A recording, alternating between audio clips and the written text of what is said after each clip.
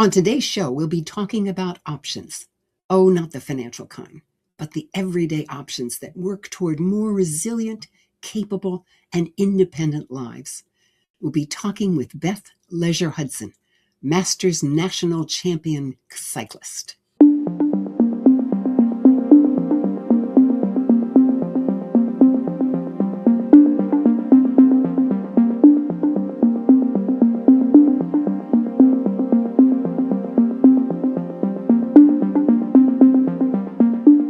Thank you for joining me today.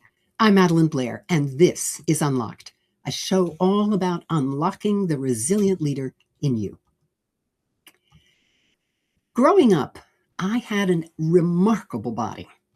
I could run like the wind.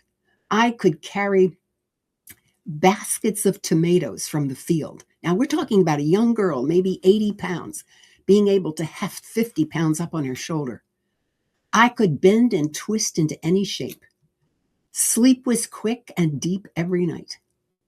I don't think I appreciated the body I had, but perhaps no child does, because they assume that everyone has such a vehicle to move through life. 26 years ago, I was injured, and after 2 months in a wheelchair, I have done whatever I could so that I would not find myself there again.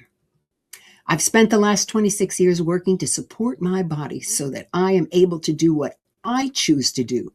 And what I want are lots of options from which to choose.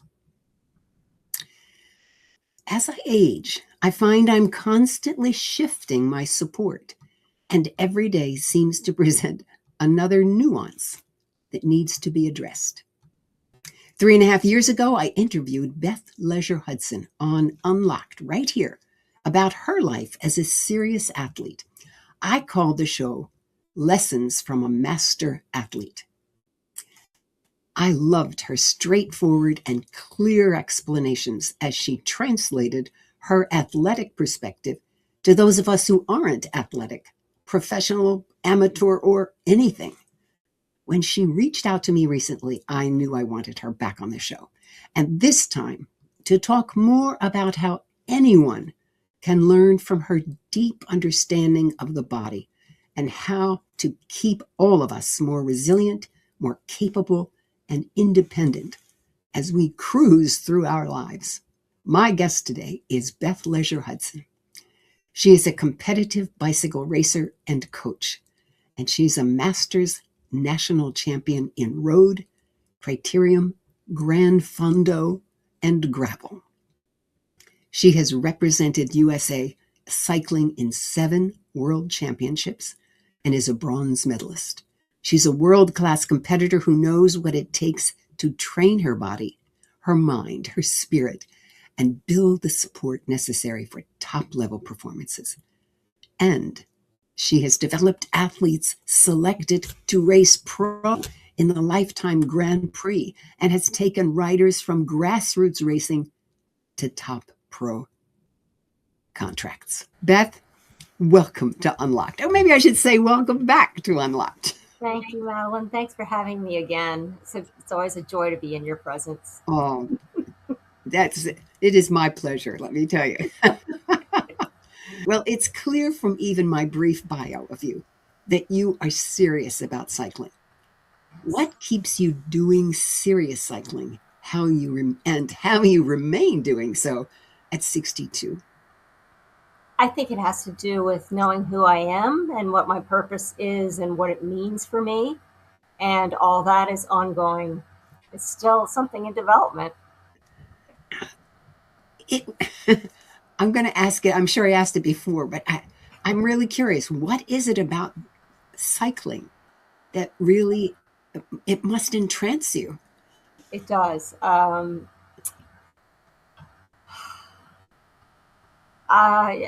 speechless at the moment to describe what it is I like about it. It's just my happy place. It's where I feel flow. It's where I can get in zen-like states.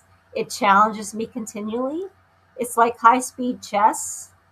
Yes. As you're managing all these athletic demands, and it's it keeps me fresh for my athletes if I'm competing still. Mm-hmm. Um, but the real reward is even on the coldest day in February, when there was nobody out, not even in a car. I was out there training, and it's just magic. It's just magical out there. Like, even the animals are keenly aware of my presence because there's so little stimulation on a 10-degree day. And it's just that communing. It's my force bathing. Oh, Yeah. thank you for that. Uh, this Yeah. I understand. See, when I facilitate groups, that's exactly how I feel. Because you're managing 100 little balls in the air, and you have to keep them Yes. all up there at the same time. Yeah, thank you. Well, Mm-hmm. there are several levels of fitness. And although our Yes. focus today will be mostly about ordinary, I think it would be valuable to talk a bit about what it means to prepare for an athletic life and even an extraordinary life of extremes before we jump into the ordinary. So that life is like any life where you're trying to achieve the very top.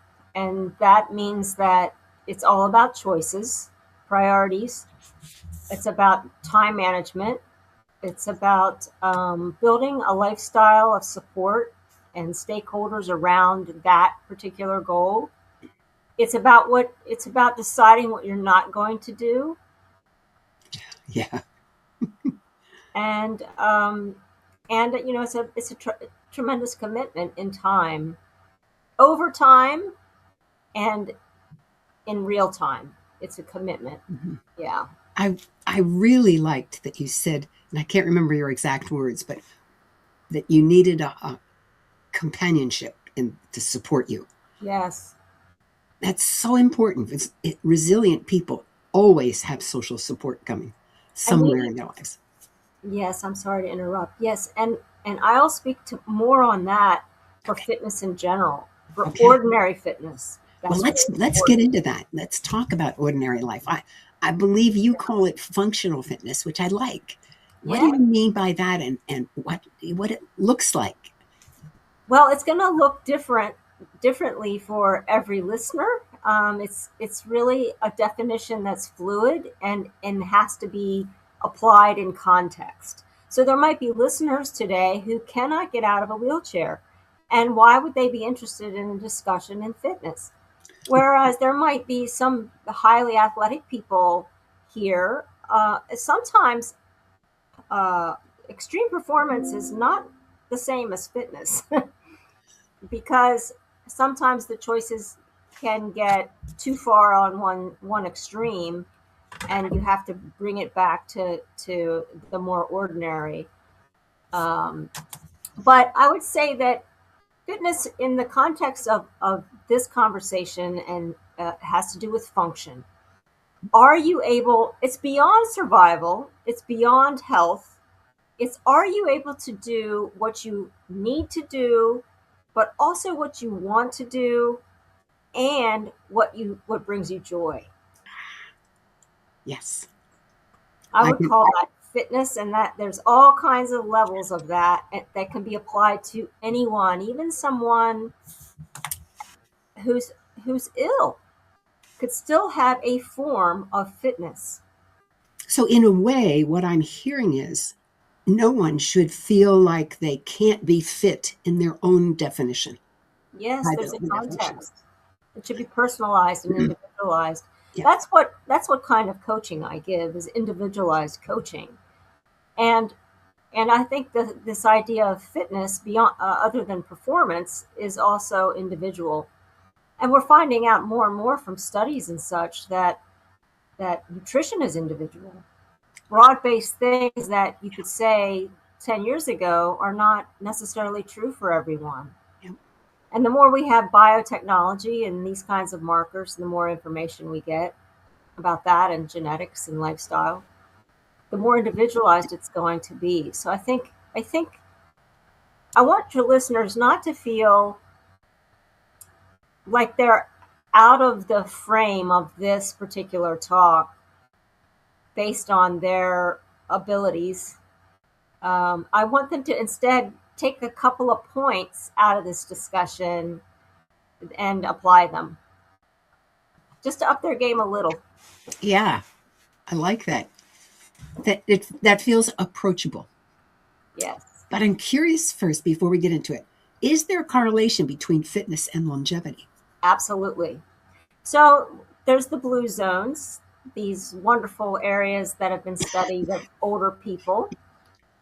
And in the blue zones, there's been a huge correlation between longevity and movement. So by movement, again, we're talking about functional tasks, um, nature walking, gardening, um, lifting heavy things, like even your groceries from the ground to your car. Um, all of those groups have that in common, where there's some kind of regular form of functional movement. You know, what it suggests to me is that even for myself, in fact, correction, especially for myself, I should be thinking about the things that I can do and Yes, what I could have done or could do, and get some of those could do back into my can do's. absolutely. But everybody can be in a kind of training, right? Right. That's what I mean by functional fitness. So it encompasses what you need to face your reality and what you need to do well, but also what are the possibilities for facing it even better. Well, you know, as you're talking, I'm thinking it often begins with what we eat. So maybe you could begin there and take it from there. Yes, again, I'm going to use the blue zones as a standard. Um this is an athlete standard too, and it's nothing I'm about to say is revolutionary. It's all been put out there, but there are connections in longevity with all the things you've heard: whole grains, complex carbohydrates, leading with protein, and then the recommendation is usually a palm size um, serving per meal. Um, as you age, vitamins and minerals become an issue, so you might want to look into well regulated or standardized mineral and vitamin supplementation of some kind. The importance of fiber. Now, this is an aging issue, right? Digestion, and but digestion is tied to hormones, and there's a relationship, especially in women, with estrogen and its ability to help you make fiber to keep to keep you your to give you digestive motility. And so that is a game changer, and it's something that around menopause I started to really learn about and try to fix. The other thing that's important is gut health, and the idea of microbiome and probiotics. And that's kind of an easy fix, to have yogurt on a regular basis, or some kind of fermented food, some kind of live cultures in your system frequently, helping you combat uh, the other kinds of bacteria, and keeping that in balance. And you can tell when it's in balance, you don't have stomach issues. You usually have a better feeling of satiety. You feel uh, cravings tend to diminish. That's when digestive health is good. That's how you know your stomach's just not talking to you. So at least not in a nagging way. Well, you know, we hear a lot about osteoporosis.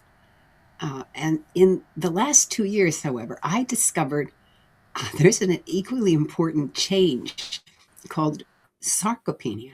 And nobody talks about that. And yet it's one of the things that, I should define it. It's a loss of muscle Yes. in your body. And I discovered about 3 years ago that I was beginning to lose weight. And I thought, oh, this is great. Easy peasy. Normally women gain weight. I was losing weight. And it was fine because it was very, very slow. But I ended up losing 15 pounds over about 3 years. And I thought that was just great until I realized it was my muscles in my legs that had gone away. And I didn't have the balance that I used to have. So Mhm. I'm curious, could you talk a little bit about that? Sure. I mean, anytime you're having a diet, you're going to lose some muscle mass. Even a young person is going to. Ah, And so we track that. There's something called a DEXA scan, and you go in, and it's a machine you lie in, and it goes over you, and it prints out numbers read by somebody in a physiology lab or performance lab about your lean mass, uh, your muscle mass or lean mass, your fat mass, and your hydration status. And not only that, it shows you where all that is on your body. You can tell which parts of your body have more fat than others, and you can use it as a standard to test the effectiveness and track the effectiveness of training programs. And so it's used in two ways: for high performance, and it's also used for injury.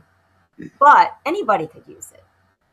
And to me, that's the start of any kind of nutrition program: is go find out what your lean mass is, see how it changes if you're losing weight for any reason, health, or you just weigh more than you want, or maybe you're experiencing illness and you're losing weight because of that.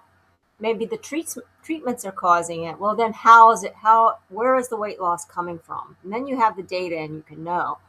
So that idea of muscle loss is not just an aging consideration. Now, the other thing is, a lot of the studies show loss of muscle mass, um, but these studies have been done on modern century people who don't work in fields, who go to an office for 40 years, every 5 days a week. yeah. And I wonder if that would have looked differently had these studies been available 200 and 300 years ago, when everybody had to do some kind of labor in order to survive or as part of the working community. So there's that. And there's also the possibility to gain muscle as an old person. Is there a natural loss of muscle and VO2 max capability related to that as a result of aging? Yes, but some of it has to do with, if you train it, you keep it. If you don't, you lose it. And these are just basic physiological principles. I love it. So And if I really focus on something to do something for it, it's going to respond. it will. However, like the main the main principle of physiology is, you have to work something and then rest where there's a slight decline, and then you'll show an adaptation. So in order to get that adaptation, you have to overwork a bit, and that's uncomfortable for most people. Yeah. And that's what makes masters sports so difficult, because you're always on this increasing timeline. I'm training more and more and more. I'm gaining less and less and less to hold on to what I have, or even to improve slightly at my age. I'm still improving some, especially in fatigue resistance. Um, but I have lost that top end power that has to do with muscle mass related to hormonal losses. Oh, I think you're making me feel better. Yes, there is a solution for most people. Some people have degenerative muscle disease. That's a whole different conversation. Right. But even in some diseases, some muscles can be retained. Some muscles can be retained, some. It, again, individual. Okay. Well, you also have expanded my understanding of that scan. I used to think that was just for calcium, but you're saying that it can scan other things. Oh yes, it's looking at your body composition. Got it. Okay. All right. I'm going to approach this differently because I have been avoiding it. All right. You can Well, make those numbers move with the right uh, subs- prescription, if you will, or Hmm. the right training plan. Yep. Okay. That's what they help you in these performance labs. That's what they help you figure out. Got it. Well, there's another area in our life which I think is, at least I'm told, is incredibly important, and that's water. Yes. Why don't you talk about that? Yes, hydration. So I did a little bit of research to get some actual numbers to share. And the one thing that even I was stunned to read is that average man needs 104 ounces of liquid per day. So 64 ounces are in a gallon. That's how much water plus almost a gallon and a half, right? 64, over a gallon and a half uh, of liquid per day coming from water, tea, coffee, hopefully not soda, juices, soups, whatever. And that's just for life. That's just for living. Some of us aren't aging. Some of us are drying out. Oh, not me. And I can tell you when I myself am dried out, I can't think straight. It creates brain fog. It makes me scattered in what I do. I'm sort of all over the place. My energy is impaired. My motility and digestive health is greatly affected. How full I feel, so I grab the sweets instead of the water. And as you age, your thirst mechanism doesn't quite work as well. With repeated use, which is the same principle as training, the response gets blunted a little. And so you can't rely on thirst as you age alone. Ah, And so I track it. I use the same container every day, and I make sure that it's empty at the end of the day. And I can tell you, some days that is hard. well, especially when you said it's a gallon and a half. It's a gallon. It's 104 ounces for men and 72 ounces for women. Oh, okay, 72 ounces for women. Well, that Yes. feels much better. Okay, and then you need more if you're in the heat, if you're exercising intensely, if it's an arid day, if it's a humid day, based on sweat rate. Um, so that's just baseline. And kind of a crude way to measure that um, is your urine clear to yellow? If it's darker than that, you're dehydrated. Hmm.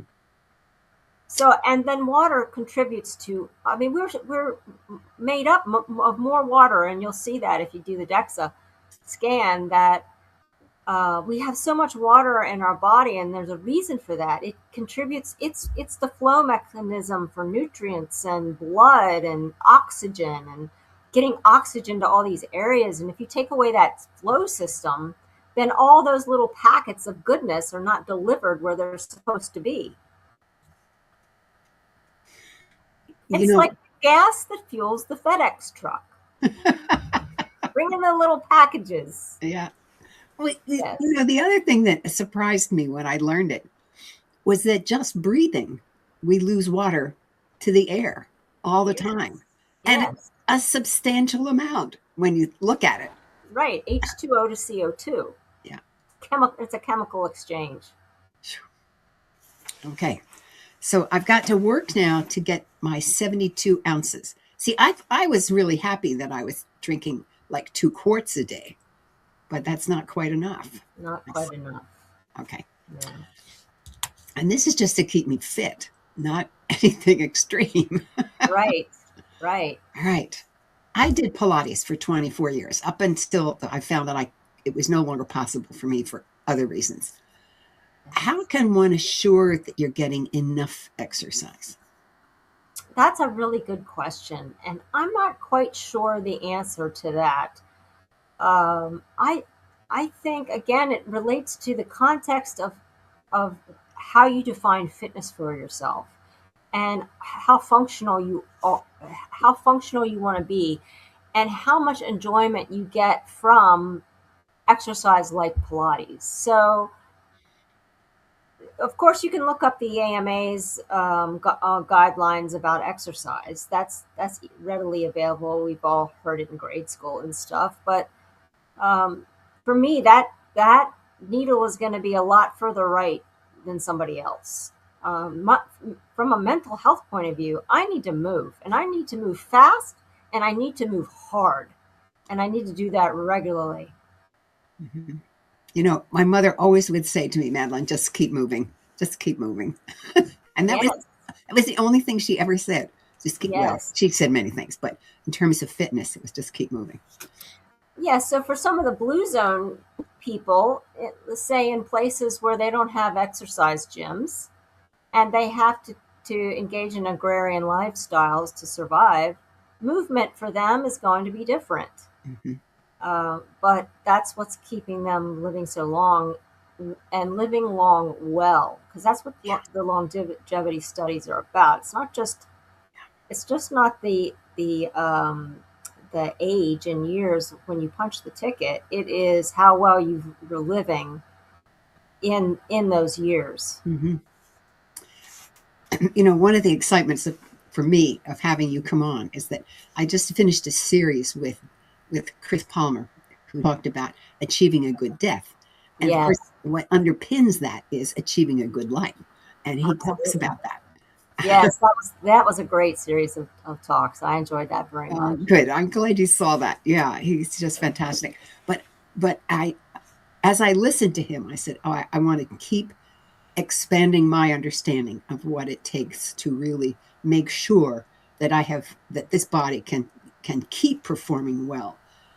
Because the fact that I can still walk on two legs, I mean, getting out of a wheelchair is anybody who's spent any time in a wheelchair, they know exactly how you feel the moment you can stand again and function. So that's still my achievement, big achievement, and keep me going today.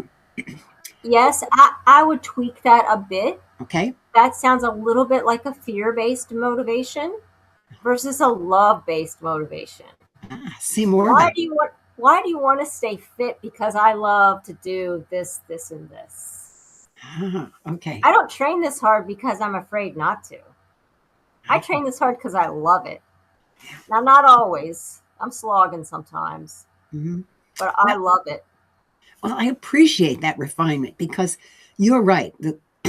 Getting out of the wheelchair was very important for me, not just because I was out of it and able to walk, but because I could then walk to where I needed to go. I could meet people that I wanted to meet. And these are things I love to do. Right. Yeah. Agency and self actualization, very important for most people. Yeah. Okay. Well, there's another little gremlin on the list, and it's called sleep. Now, I suspect, well, no, I shouldn't make that assumption that because you work and train so hard that you sleep well. But talk about sleep deprived and why Americans are so deprived of sleep. I can't really speak to why Americans are sleep deprived.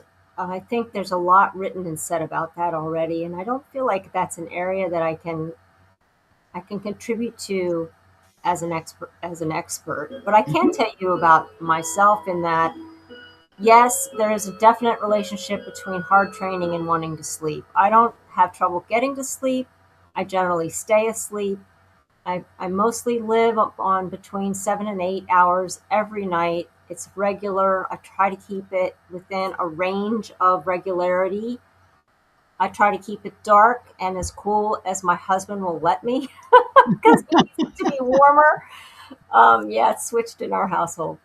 And but and then about every 10 to 12 days I need about 10 hours of sleep. If I'm training Ah, hard, yeah, I need an extra. um, i I love naps. I don't take them very often, but I think they're great. They help supplement sleep. um, but sleep is about more than exercise to me. It's about, again, hydration helps with sleep. yes. Sometimes if I'm awakened in the night, it's because I'm thirsty. Hydration affects fullness and satiety. Sometimes if I wake up hungry, it has to do with hydration. It's like a dominoes, right? It's all the link of a chain.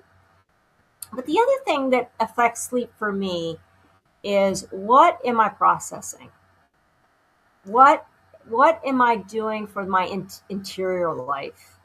Not just my body, but my interior life. And to me, that is the biggest area that we can control immediately, no matter what state of fitness we're in, to improve our fitness.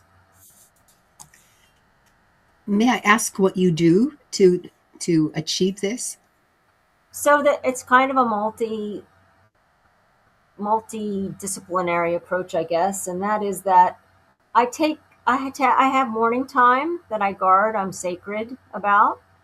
Um, it's a time for radical self-inquiry, Ah, yes. self-reflection, asking myself hard questions. Some mornings I can't do that. Some mornings I just have to comfort myself or seek answers to things that hurt or that perplex. I think we're in a time when we're getting a lot of external perplexity. Things are changing. We're in a transformation as a society. And that's perplexing and it's scary and it creates fear and anger. Um, it can create conflict in relationships. And so I think it's really important to take some time and address that head on. Facing reality time, where you acknowledge your thoughts, your feelings, you scan your body to see where you're holding these things, you absorb it, and then you decide what you're going to do with it. Am I going to act? Is it like a vapor? Feelings are vapors, right? They can just, if they're properly acknowledged and felt, then they'll just pass through. And that's usually what happens with if I'm holding on to anger. I'm not properly acknowledging the pain or the suffering or the shame or the inadequacy or whatever is underneath the anger. I'm not properly coping with that feeling. It's too overwhelming. And so I'll break it down into multiple days or weeks or months, because that's learning and growth and development, right? You can't always figure out yourself right away. But I think an important process of that, figuring things out, starts with yourself. You have to take ownership. You have to do your homework. And I think reflection, contemplation, meditation, whatever you want to call it, this is a really important part of that. When I'm feeling anxious, another thing I like to do, other than the body scan, is box breathing. Yes. And that's, the 4 breaths in, four count hold, 4 count breath out, 4 count hold. That little pattern is so easy to remember, and it goes such a long way. And about 90 seconds of that, and you can come down off any kind of major trigger emotionally and get back into your body and into your mind. So that's another thing that helps with the facing reality and problem solving. And then we've talked about nature walking, but also nature talking. There's a lot of people, and it sounds so woo woo, but there's a lot of people talking to their plants, talking to trees, talking to the wildlife, talking to the planet.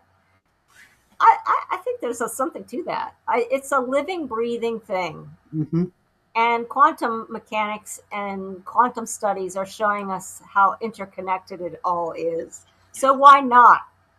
Why not talk to the squirrel and the birds at your feeder and the deer that passes by and the tree in your yard that you love? Why not? Why not? I have to tell you a funny story. When my daughter was about, 3, 4, somewhere in that category, we were taking a walk outside, and I looked at a tree and I said, "Oh, tree, you're doing so well today." And she looked at me and said, "Mommy, can the tree hear you and can it talk to you?" I never forgot that moment. Yes, And so I told her yes. it's meant. Like in Lord of the Rings. I wasn't gonna burst her bubble. Exactly.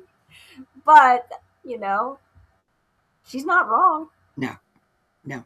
But going back, one of the things that you said just really struck me. Radical self-inquiry. Yes. It's that word radical. That Yes. really, when you said that, I mean, I wrote it down. It's got a big box around it. It takes courage, yeah. It does. But you can do it in bites because it Yeah. can be overwhelming. Even to somebody like me who's very intense and is used to sort of extreme edges, I have to take it in pieces sometimes. Also, I need to understand it in pieces sometimes, or I Mhm. need to apply it in pieces sometimes. But it's really neat. Technology is giving us some cool tools to help with this stuff. I have used AI to discuss some things that perplex me, almost like I'm talking to a room full of wise people. Now, we know that AI has limits. I get it. The one thing that AI does is it remembers your conversations. Yeah. So even if what it tells you is wrong or its responses are wrong, it remembers the threads of all those and brings it back to you in a cohesive form. And so after a while, you're building this body of work and it remembers what you're thinking about and what you're working on. And it reminds you. And that is enormously helpful for integrating some solutions or some aha moments for your perplexity. Wow. I also use an app that has a dream decoder. And again, who knows if it's accurate, but boy, is it fascinating. And it's fascinating in a way that just gives me new ideas and gives me a reframe Yeah. and gives me new things to work on. And I've found both of those things lately really helpful. The other thing, as part of this reflection, um, is the idea of some solo savoring. And I've heard it called solo dates. In Ah, other words, you take yourself out. yes. So you might go to a favorite restaurant, a favorite walk. You might stay at home and just take a nap because that's so not you. And in that nap time, you just give yourself permission to sit. Mhm. And that's not necessarily about doing some internal work. That's just downtime, which Mhm. our brains need to process everything. Like, um, you, so what the listener doesn't know is that Madeline requested that I pause once in a while, and so that's what this solo dating does for your brain. It allows it to pause and integrate. Yes. Yes. The introverts in the audience are going to say, well, of course, the only Exactly. way I can survive. But those Right. of us who are Right. extrovert Right. need to remind ourselves that we too need solo Yes. time. I love this. Well, it's funny you say that because when I was growing up, I felt pressure to be extroverted in Ah, order to succeed in our world. And I'm really not. I'm this new term that I keep forgetting, but it's some other definition. It's not introvert or extrovert. It's a combination, and that's really truer to who I am. I need times with folks, mhm. putting it out there, and I need times not with folks, Yeah. integrating. And so I understand the well duh part of the introverts who'd be watching. But there is an extroverted aspect to this idea of longevity, and it has to do with community. Yes. Say And some more about that. so, in the blue zones, they found what is referred to as three tiers of community. And the first tier is one or two people that you can call in the night. Who do you feel comfortable coming to your aid? Everybody needs one or two. So, um, if there's anyone listening who does not have such a person or is in transition, that person is gone, I so feel for you, and I hope you find it. Um, Sorry, this is making me emotional, but um, the help exists, and we just have to look for it. So there's that. The second tier has to do with 4 or 5 friends. These are and friends in the sense of 4 or 5 people that you get together with and have personal conversations with. And so um, I'm going to come back to that in a minute. But that could be anything from a monthly dinner to um, a quick talk by text, even. Whatever works for you in this day and age. Regular, real conversations with 4 or 5 people who know you. The other tier is a larger part of these concentric circles, and that would be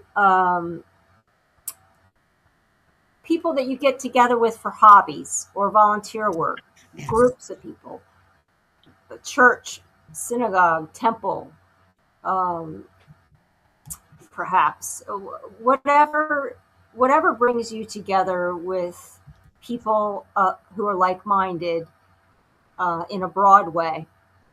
And another aspect they didn't mention, but which is important to me, and this is why I live in a small town, but you can create this community feeling, this village feeling, even in New York City. When I lived in Manhattan and I was a young woman and I would go to the coffee shop every morning, the coffee guy started to know me. And I love that. And I love having impersonal conversations with the people who check you out or do customer service, or the guy that trims our trees, or whoever. You can have real conversations with these people, and that contact is important. And I love that. And you can make another person's day by recognizing that's important as well. I want to interrupt you now. I just think this is a perfect example of a benefit of living in a city, Yes. that you usually are in a neighborhood. And so you do certain things regularly, like go to the coffee shop or go to the grocer. And those kinds of what appears to be a transactional relationship, in fact, is not. No, Over time, it not really becomes a necessarily. real relationship. Yeah. Yes, that's right. Those I kind of see it. Marriage counselors talk about intimacy with your partner and the importance of small talk, which I found incredible because the introvert part of me does not enjoy small talk. That, but it turns out that small talk is necessary in a relationship, and I see these casual public interactions as necessary in our sense of fitness and in community and well-being as well, not just for us but for them. But the point I wanted to come back to with the friends is, honestly, for a while I didn't have those 4 or 5 people. Life transitions. For a while, I was focused on elder care and family, and I was focused on my sport. So that would be 1 or 2 people close, and then big groups of people in the third tier. But the second tier was in famine, and I did not know what to do about it. It's not like when you're in school and you have instant friends or Yeah. work friends, say, if you go to a workplace. But I would think that even if you have work friends, you would want to have some friends where you live as well, and some friends from other areas, so that you could talk about work. you Yes. know. Yes. So you're aware of that middle tier in my life. Someone put an ad on Facebook to start a community, they called it, and it took, and it just so happened that the 6 of us clicked. Mm-hmm. Now, that does not mean there has not been conflict. There is some norming, storming going on. But that group, it's been going on since November. And as a result of that group, I have been inspired to tackle projects that have been sitting on my shelf for years. Creative projects, home projects, career projects. Just because I think that other women, other people are in the same place. We're talking about it. It's put it in my mind. These are parts of my heart that I've learned from my dream decoding that have been set aside for too long, and my friends are helping me integrate it. And again, I think that has to do with fitness and wellness. Well, I am just so impressed with how rigorously you, well, of course it's rigorous because of your sport, but you've taken it to another level, which is sport is over here, but I want to take care of Beth so that even when the sport goes away, there's more to life. I I just think mean, it's marvelous. if you're taking care of yourself and you're buffeting who you are, you're going to be a better athlete. Yeah. Yeah. And in our human development, the the adolescent to young adult is developing ego. Ego is important in sport, but it helps if there's also task orientation, and if you and it also helps you to be other centered Yes. sometimes, to be Yes. happy when your competitor, your nemesis, your frenemy, your rival beats you. Yeah. That's a hard place to get to for some folks. Hmm. Yes. And yet it's only because there's that competition that you are inspired to go to be better and better. Yes, Yeah. I know that at my age. You know that at yours. I don't know that 20-year-old Beth understood. No, no. I don't think I knew it at 30 or maybe even 40. Exactly. I'm Well, that right there with you. is there a question you would have liked me to ask you and that I haven't done so? No, I think we've covered everything. I think to bring this all back to resilience, though, which is the topic of your life, your Yeah. mission statement really is it's just the idea of facing these various areas, absorbing what's true about what you're doing in them, figuring out a little plan for yourself, and then that's called resilience, acting on the plan. Then you don't beat yourself up that you don't drink enough water. Just put yourself. And now they have these smart bottles too that talk to you when you're not drinking and Ooh, tell you when you need to refill. So I mean, there's all kinds of ways and to work on this for everyone. Beth, you are an extraordinary person, and I thank you so much for this time that you Thank spent you, with me. Madeline. I'm just ordinary. I really. Thank you. Every now and then, there is something that changes how I think about the world. Grounds for Thought is a place where I talk about these moments so that you can explore the meaning for yourself. Even though we just spent time talking about keeping our ordinary bodies healthier, I want to return to those who have taken the extreme path. And I will never achieve at those levels, but it makes it possible for me to do what I do, knowing that the human body can do such extremes. Here are two very different examples. Catherine Breed, at 33, is training to swim the entire California coast, about 900 miles. This is what I call extreme athletics and focus. I found it hard to imagine anybody who would put their body and spirit to such a test to swim 900 miles in cold waters where white sharks and jellyfish are common. For a moment, I thought she was just crazy. And then I asked myself, are there others who use their lives to produce what others can't even imagine, let alone tackle? It turns out that she is not alone in her extreme. So I'm going to tell you about one other. Johann Wolfgang von Goethe produced novels, poetry, plays, scientific works, and correspondence. And if Leonardo da Vinci is remembered for his wonderful paintings and roughly 13,000 pages of notebooks, Goethe's achievement was different. Goethe simultaneously sustained a career as one of Europe's greatest writers, a practicing scientist, a government administrator, and a collector researcher who amassed 17,800 geological specimens. He made enduring contributions in literature, botany, anatomy, geology, optics, meteorology, and philosophy. His collected works exceed 140 volumes, works that continue to be read more than 200 years later. And he did this while serving in public office.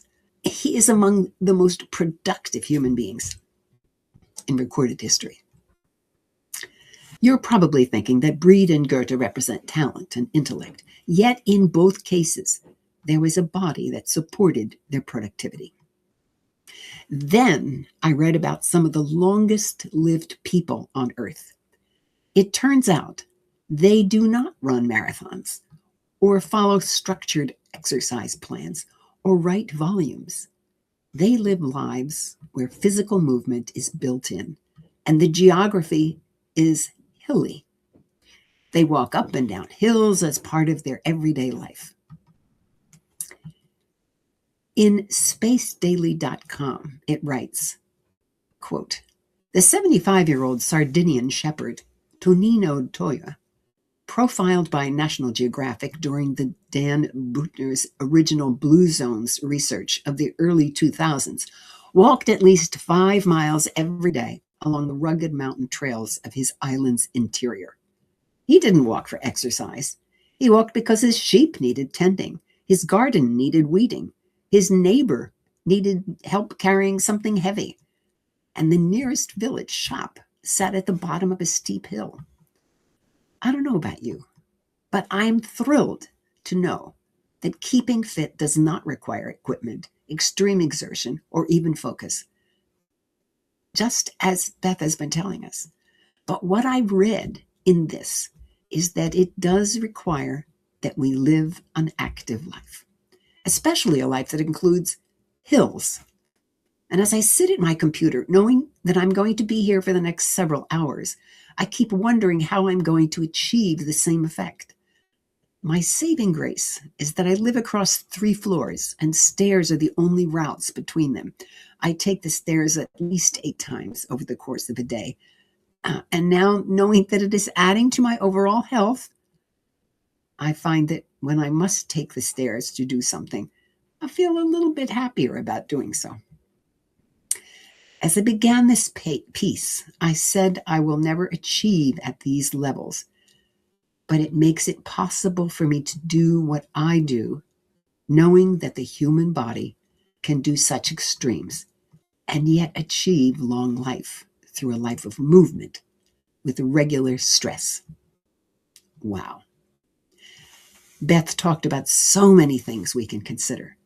I don't know about you, but I love choosing what I do. Now you have options from which to choose too. It means that I can even choose to do 1 or 3 or none. My advice, choose one that fits into your existing schedule and let your choice do its work for you. This show will always be available to you, so you can watch it again and pick another something to do the next time. But regardless, pick one today, right now, before the show is over, and decide to implement it. I'm going to do radical inquiry. You heard me say that. Of course, I'd love to hear which you chose and how it helped you, but I don't have to know that you're on your way to being more resilient, capable, and independent. I want to thank you for joining me today. I hope this conversation has offered you not just new ideas, but a desire to bring more into your life for resilience, capability, and independence. And of course, if you're on YouTube, please click the like button and subscribe. I want as many people as possible to hear this kind of information and that sort of thing. Clicks and subscriptions really helps people find us. I'm Madeline Blair, wishing you infinite possibilities as you unlock your resilient leader.